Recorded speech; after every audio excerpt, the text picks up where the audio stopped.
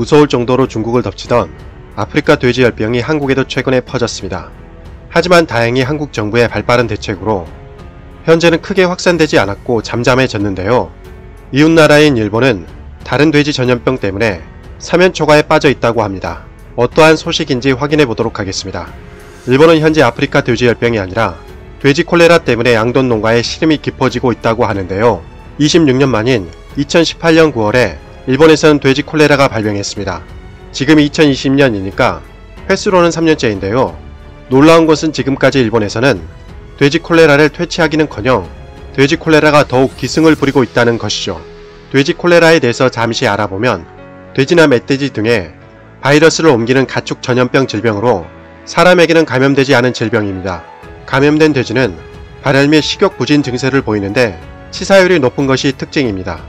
2008년 9월에 기후현의 한 농장에서 돼지 80여 마리가 집단 폐사한 이후에 1년 뒤인 2019년 9월에는 기후현, 아이치현, 미에현, 후쿠이현, 사이타마현, 나가노현 등 총 6개 지역에서 돼지 콜레라가 퍼졌습니다. 일본 중부 지역이 돼지 콜레라 때문에 초토화되다시피 했는데요. 이렇게 상황이 악화되자 농림수산위원회에서는 에토다쿠 농림수산성 장관에게 왜 아직까지 돼지 콜레라의 감염 경로를 파악하지 못했느냐는 질책을 했고, 농림수산성 장관은 놀라운 답변을 했다고 합니다.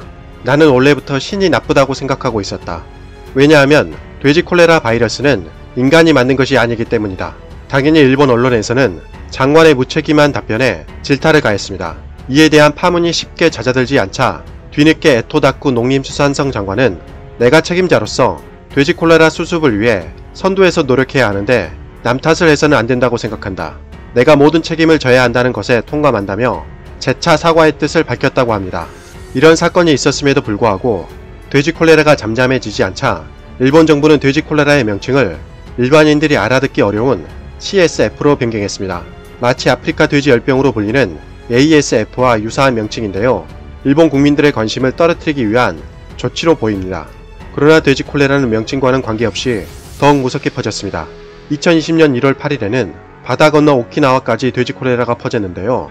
오키나와에서 돼지 콜레라 발병은 1986년 이후 33년 만이라고 합니다. 아베 정부의 무능이 다시 한번 드러나는 대목인데요.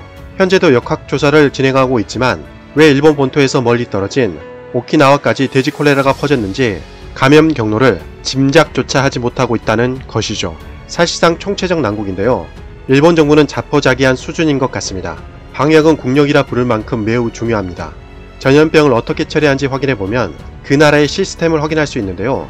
1년이 넘도록 돼지 콜레라조차 처리하지 못하다니 일본 정부의 방역 시스템은 평가할 가치조차 없는 듯합니다.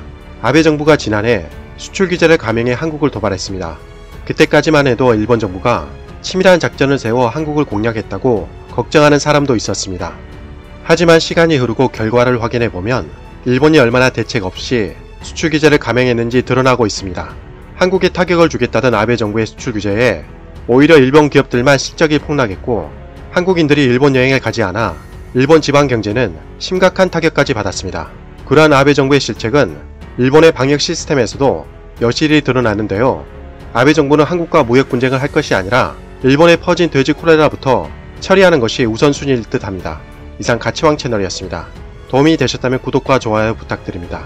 시청자님들 항상 건강하시고 복 많이 받으세요.